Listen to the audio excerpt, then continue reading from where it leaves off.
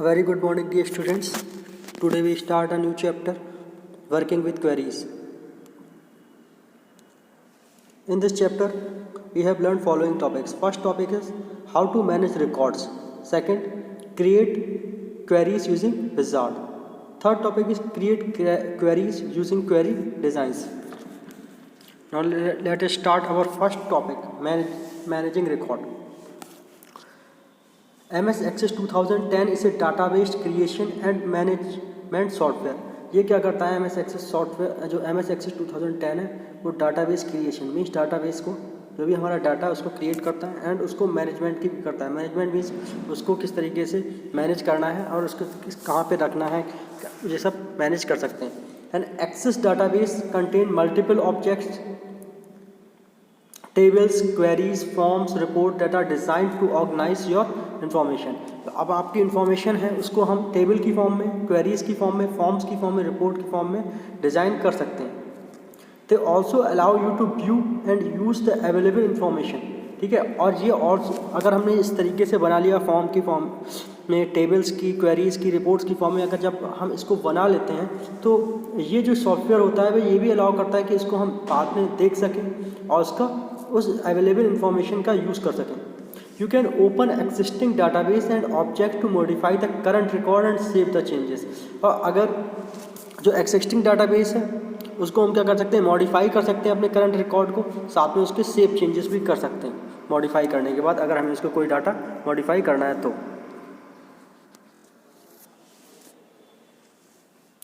Opening and closing and existing database.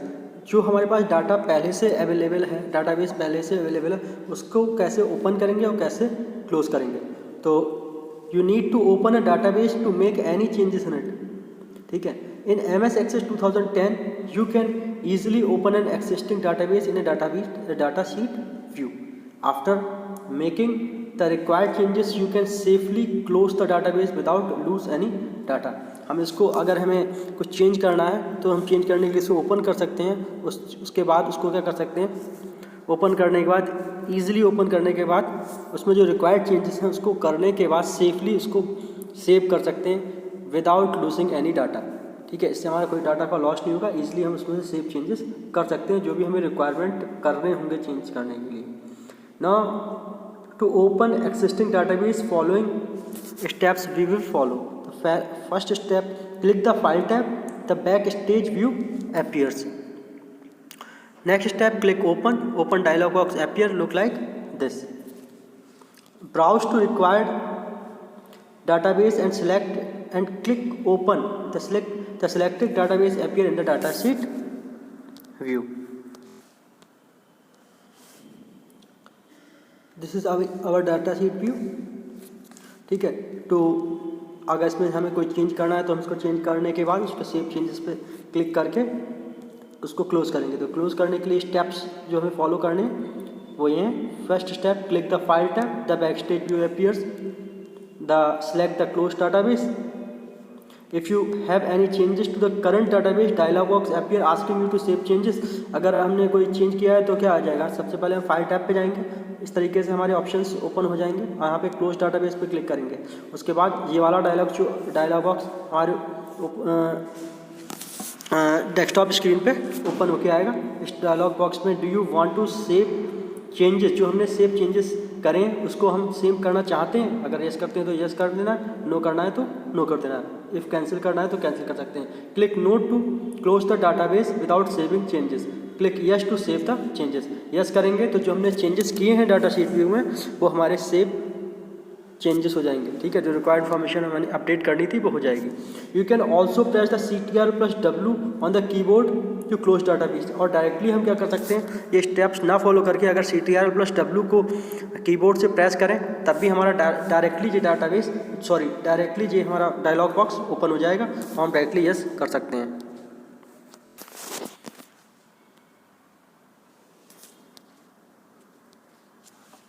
Adding and deleting records. MS Access allow you to add new record in existing database. जो हमारे पास database पहले से available है उसमें हमें new record add भी कर सकते हैं और डिलीट भी कर सकते हैं. If it is no longer required, अगर कोई ज़रूरत नहीं है तो उसे डिलीट कर दो. अगर उस पर अपडेट करना है तो हम न्यू रिकॉर्ड ऐड भी कर सकते हैं. टू ऐड रिकॉर्ड स्टेप्स को फॉलो करना पड़ेगा। First step, from the navigation pane double click the required table, the selected table appear in the data sheet view. On the home tab from the record group click the new button. ठीक है, और to get स्मार्टवेयर में क्या लिखा है, to add a new record you can also select new row and type the required data. New row select करके directly हम type the record data कर लेंगे, तभी हमारा जो इन स्टेप्स को फॉलो करने से बच सकते हैं। ठीक है, third, enter the required data, press enter की एंड टैब की।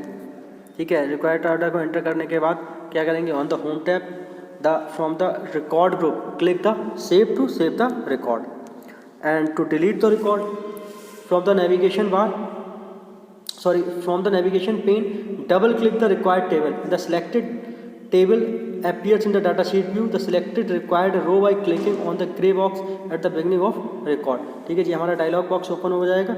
यहाँ पे कंफर्मेशन देना है यस और नो का, अगर यस करना है तो यस कर देना है और नो करना है तो नो।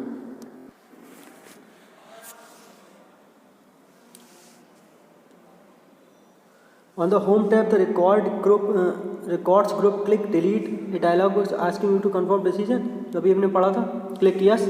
ठीक है, यस करेंगे तो हमारा जितना भी डाटा है वो क्या हो जाएगा, डिसअपियर हो जाएगा।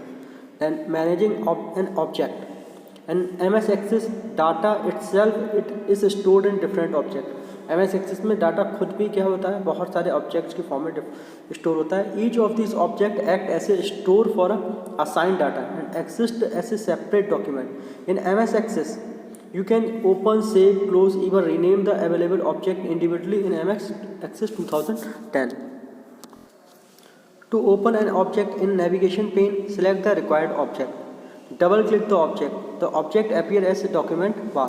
ठीक है, तो सिलेक्टेड जो ऑब्जेक्ट है वो हमें इस तरीके से शो अप होगा टेबल की फॉर्म में, जो हमारे डाटा शीट व्यू है। Then to save an object on the document bar में जाएंगे हम। ठीक है, then select the required object, the click the file tab. जब फाइल टैब पे करेंगे तो हमारे पास सारे ऑप्शंस ओपन हो जाते हैं। Save object S, save database S, open, close database, तो हम सेव पे क्लिक करेंगे, क्लिक सेव। ठीक है, क्लोज एन ऑब्जेक्ट, अगर हमें ऑब्जेक्ट को क्लोज करना है, on the document tab select the required object. On the top right corner of a document tab click the, जिस क्रॉस्ड का बटन शो अप हो रहा होगा इसको जब हम क्लिक करेंगे तो ये क्या हो जाएगा, क्लोज हो जाएगा। देन अगर तुमने कोई चेंजेस किए हैं डायलॉग, तो एक डायलॉग बॉक्स अपीयर होता है। ठीक है, उसमें click note to close the object without saving object, click yes to save the changes. ठीक है, ये सारे ही कोई भी फाइल हम सेव करते हैं तो वो डायलॉग बॉक्स जरूर अपीयर होता है कि अगर आपने कोई सेव चेंजेस किए हैं तो करना है या नहीं करना है। Then to rename object in the navigation pane, right click the required object, a shortcut menu appears. Select rename। ठीक है, एक शॉर्टकट मेन्यू अपीयर होगा इस तरीके से। यहाँ पे रीनेम का ऑप्शन आ रहा है, इसको सिलेक्ट कर लेना, type the desired name and press enter, और हमारा जो डाटा शीट व्यू है या हमारा जो भी ऑब्जेक्ट है उसका नेम क्या हो जाएगा, चेंज हो जाएगा। Then our next topic is importing data in a database. ठीक है, कैसे करके इंपोर्ट करेंगे डाटाबेस को।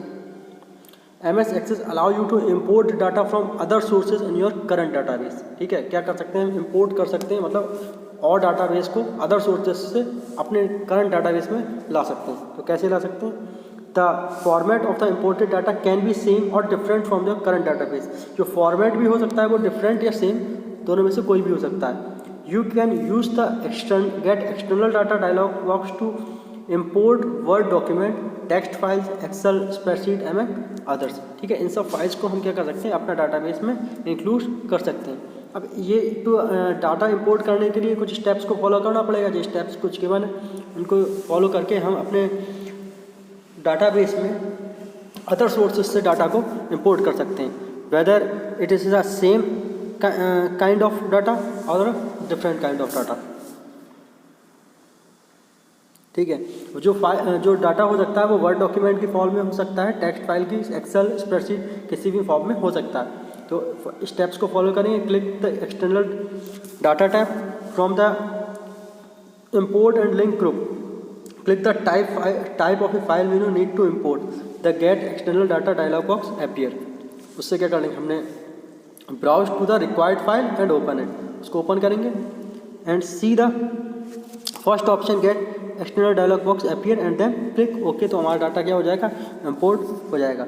हाफ चैप्टर कंप्लीट हो चुका है और आधा चैप्टर नेक्स्ट वीडियो में शेयर किया जाएगा। Thank you.